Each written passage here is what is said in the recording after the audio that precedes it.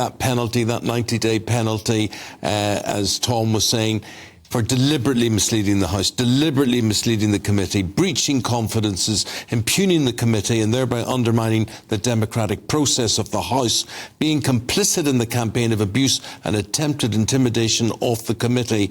And they also recommend that he doesn't get a former member's pass. And John Bercow didn't have one either. I think the other example of that.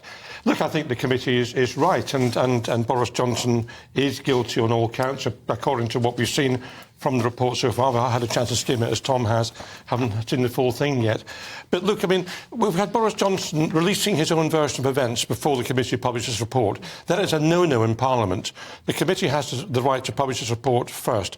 He had the opportunity to influence it and to seek to make corrections, which he may have done or may not have done, depending on how you interpret what he said to the committee. But he had to wait for the committee's report to come out. Instead, he attempted to preempt the committee, to make the story his story, to cause a by-election. He wasn't forced out of the House by the committee. The committee makes a recommendation to Parliament, which then decides what to do about the committee's report. It could have ignored it.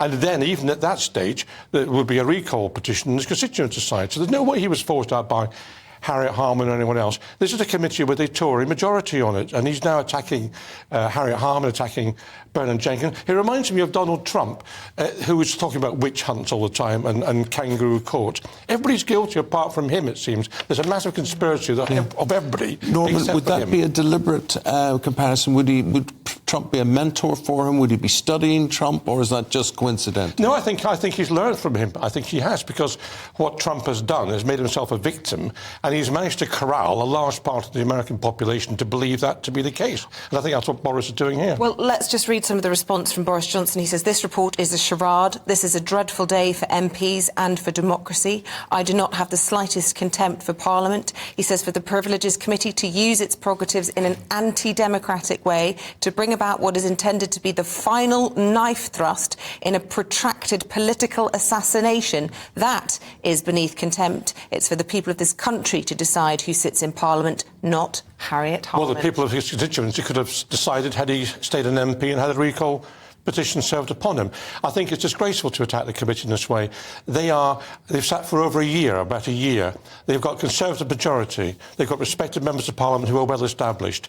And if we're going to have people, including a former Prime Minister, dismissing a committee like that, that's just beyond the pale. You say a former Prime Minister. That doesn't sound the language of a man who's decided to put his tail between his legs and go and hide in a dark corner, though.